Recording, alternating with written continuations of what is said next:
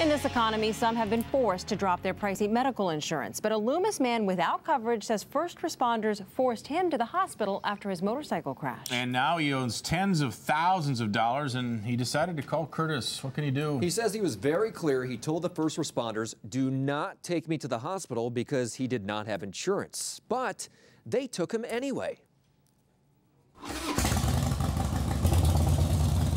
It was a cool summer's day in August. Terry Barth out riding his Harley in Plumas County when the winding country road in front of him took an unexpected turn. Those are my skid marks right there.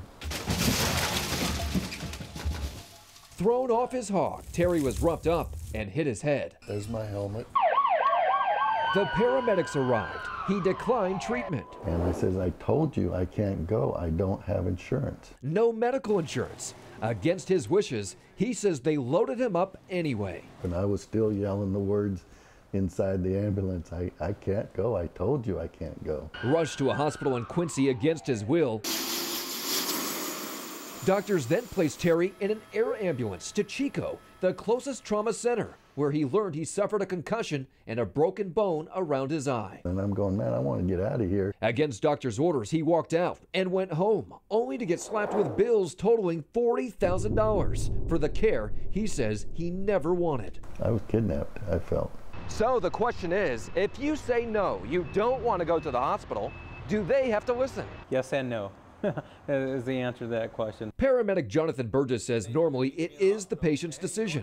But if you have a head injury like Terry had, or if you're intoxicated or having a diabetic emergency, first responders are required to make that decision for you.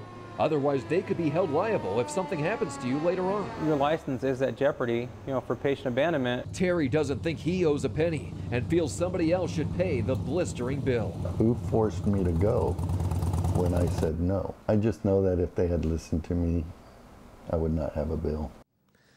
Well, we have learned the uninsured can sign up for Medi-Cal for help with bills after an event, but your income has to qualify. We reached out to Enloe Medical Center in Chico, where Terry was flown, and their community service program is now working with Terry to reduce his bill. Terry says he did not have insurance because he doesn't like going to the doctor, but he is now considering getting insurance. It's a fascinating story. I mean, so what do they do to determine whether or not you have a head injury? They'll ask you your ABCs. In this case, you might have noticed Terry is a slow talker. He knows he's a slow talker, and he thinks that they might have misconstrued that he had, some problems. But nonetheless, he had a head injury, right. And so the paramedics had to take him, or they could get in trouble and risk losing their license. Litigation. I mean, right. Who can take that chance these days?